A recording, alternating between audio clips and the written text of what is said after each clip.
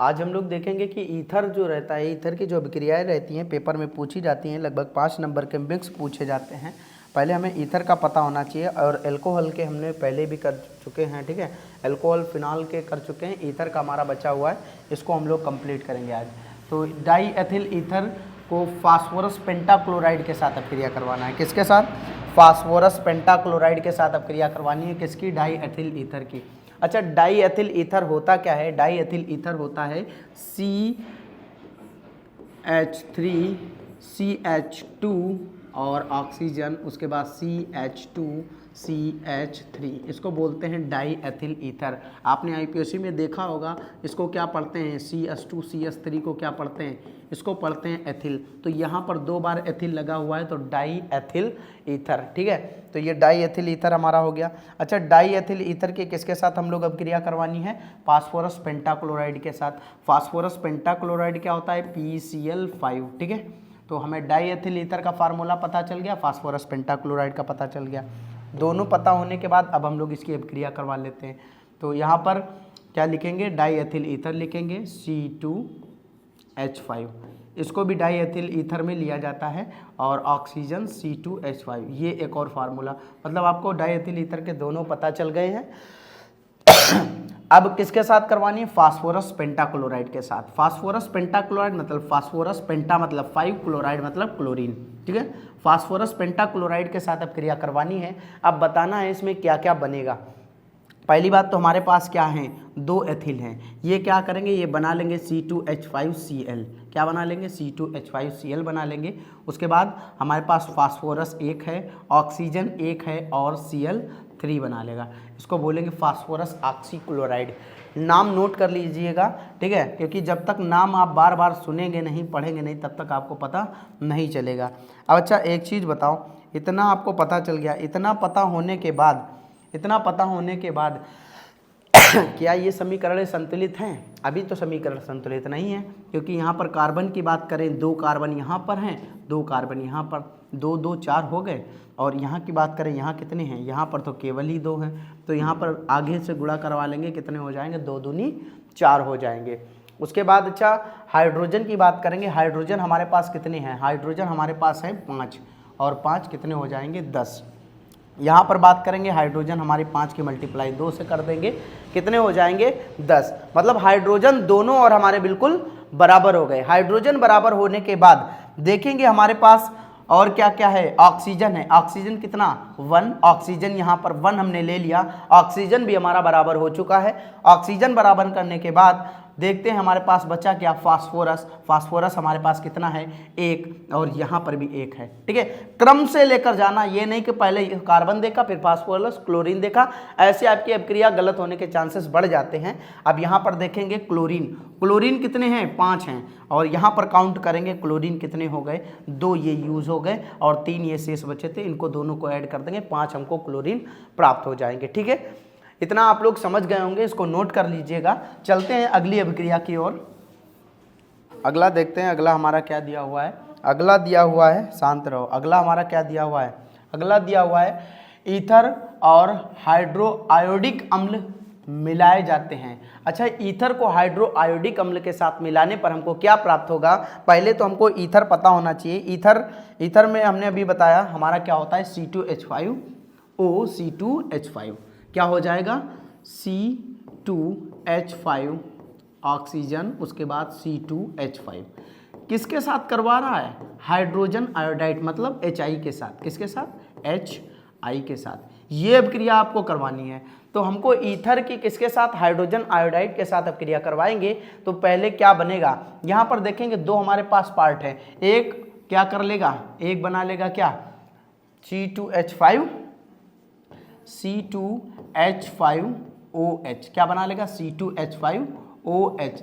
अच्छा, ईथर की जब हमने अभिक्रिया करवाई, सबसे पहले बना C2H5OH, जिसको बोलेंगे एथिल एल्कोहल, और उसके बाद हमारे पास एक और C2H5 बचा। ये वाला पोर्शन जो हमारा था, ये वाला पोर्शन और ये वाला पूरा क्या बना लिया?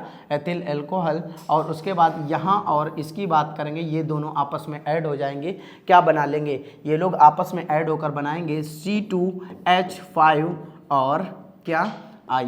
ठीक है, C2H5 और I, इसे बोलेंगे एथिल आयोडाइड। ठीक है, इतना आप लोग कीजिए। या जो अभिक्रिया होते या 273 केल्विन पर होते वह केवल गर्म ही करी जाते। ठीक है, C2H5O C2H5। ठीक है, यह अभिक्रिया करवेबो के साथ, HI के साथ। जब HI के साथ यह अभिक्रिया करवेबो तब हम का प्राप्त हुई, का प्राप्त हुई। दोनों कंडीशन में हमका प्राप्त का होते हैं ethyl alcohols, ethyl iodide C2H5I प्राप्त हुई। उसके बाद हमारे पास H2O, का चीज़ H2O, और यह अभिक्रिया तुम लोग बराबर कर ले। ठीक है, हाँ तुम वहीं तो मार डराती हो। अब वहीं जो बकरी मरबे कोई चक्कू लेके मारी हो। ठीक है, चलो। अच्छा, ईथर की लाल फास्फोरस के साथ हमको अभिक्रिया करवानी है। ठीक है, लाल फास्फोरस की उपस्थिति में ये अभिक्रिया HI के साथ करवानी है। तो ईथर का फार्मूला होता है क्या, ईथर का फार्मूला होता है C2H5, क्या होता है C2H5 ऑक्सीजन, फिर से C2H5 ऑक्सीजन। ठीक है, और किसके साथ, HI के साथ। ये किसकी उपस्थिति में अभिक्रिया होगी, लाल फास्फोरस की। किसकी उपस्थिति में, लाल फास्फोरस की उपस्थिति में अभिक्रिया होगी। यहाँ पर लिख लेंगे लाल और फास्फोरस। उसके बाद नीचे क्या हो जाएगा, नीचे हमारे ये 423 केल्विन पर अभिक्रिया करवाई जाएगी।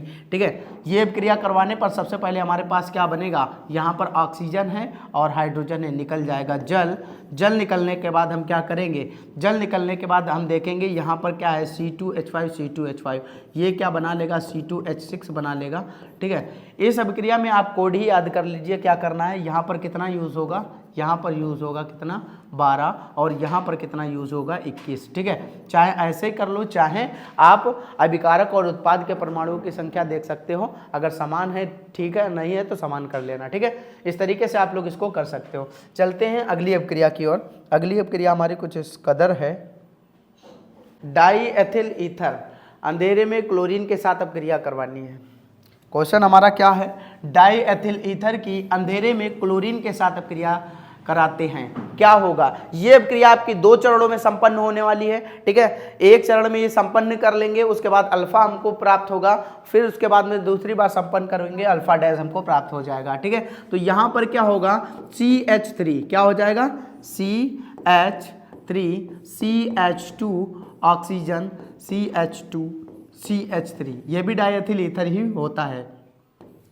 किसके, क्लोरीन। यहाँ पर क्या होगा, एक क्लोरीन इस हाइड्रोजन से क्या कर लेगी, अभिक्रिया कर लेगी, बना लेगा HCl, और उसके बाद में शेष जो बचा रह जाएगा, क्या बचा रह जाएगा, यहाँ पर CH3 है तो ये CH3 बचा रह जाएगा, और यहाँ से एक हाइड्रोजन हटा तो क्लोरीन यहाँ पर पहुँच जाएगा, बचा वाला यहाँ पर आ जाएगा Cl और ऑक्सीजन C2H5। ठीक है, C2H5 इस वजह से लिख लिया क्योंकि स्पेस कम था, इसको C2H5 लिख सकते हैं। ये बात हमने आपको बता रखी है। ये जो हमको प्राप्त हुआ है, ये जो हमको प्राप्त हुआ है, इसकी पुनः अभिक्रिया करवाएंगे CH3 और CH ब्रैकेट में Cl, और फिर ऑक्सीजन है हमारे पास, फिर है CH2 और CH3, किसके साथ, क्लोरीन के साथ।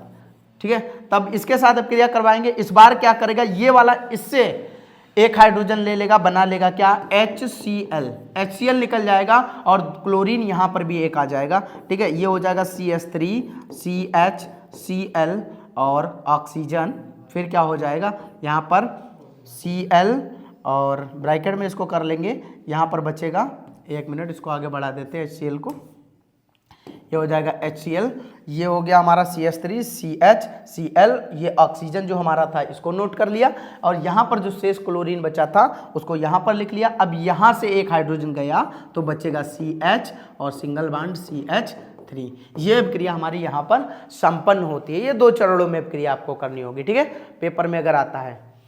आगे देखते हैं, हटाई दें,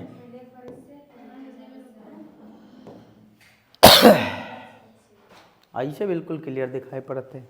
डाई एथिल ईथर की Na, डाई एथिल ईथर की Na, और उसके बाद NH3 के साथ अभिक्रिया कराते हैं। डाई एथिल ईथर, अभी आपको फार्मूला पढ़ा है C2H5 C2, 1 मिनट,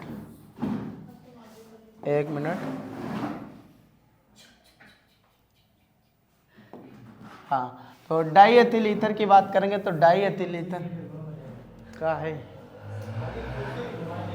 शुक्र लिखा है डाई एथिल ईथर की NaNH3 के साथ अभिक्रिया कराते हैं तब क्या होगा। डाई एथिल ईथर की फार्मूला की बात करें तो फार्मूला होता है C2H5 ऑक्सीजन C2H5, ठीक है।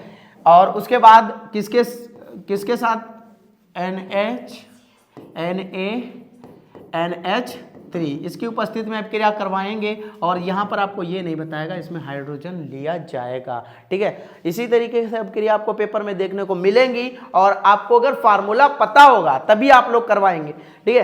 क्योंकि क्या है ना, अभी हम आपको अभिक्रिया जो करवा रहे हैं इसमें क्या है कि टॉपिक वाइज है। अभी जब हम मिक्स आप लोगों को करवाएंगे वहां पर आप लोग सही से पूरा सीख जाएंगे कि कैसे पेपर में आएगा, क्योंकि वो बताएंगे तो है नहीं कौन से चैप्टर से पूछेंगे, वो कहीं से भी पूछ सकता है, ठीक है। डाई एथिल ईथर की Na और NH3 के साथ अभिक्रिया करवाते हैं तो यहां पर क्या होगा, ये हाइड्रोजन हमारे पास है, यह हाइड्रोजन क्या करेगा, एक बार इसके साथ जाएगा और कहेगा ऐसा करो इसको बना दो दारू, ठीक है। और इसके साथ अभिक्रिया करके बना लेंगे दारू, क्या बनेगा C2H5OH, ठीक है, जिसे अल्कोहल बोलते हैं। अब इसके बाद हाइड्रोजन ये भी कहेगा कि हमारे पास तो C2H5 बचा, C2H5। अच्छा, इसको कंप्लीट करना है तो कार्बन 2, हाइड्रोजन कितने, 1 2 3, और यहाँ पर हाइड्रोजन हमारे पास 1 2, मतलब यहाँ पर एक बॉन्ड अभी खाली है, ये हाइड्रोजन दे देगा, बनेगा क्या C2H6 ये हमारा पूरा कंप्लीट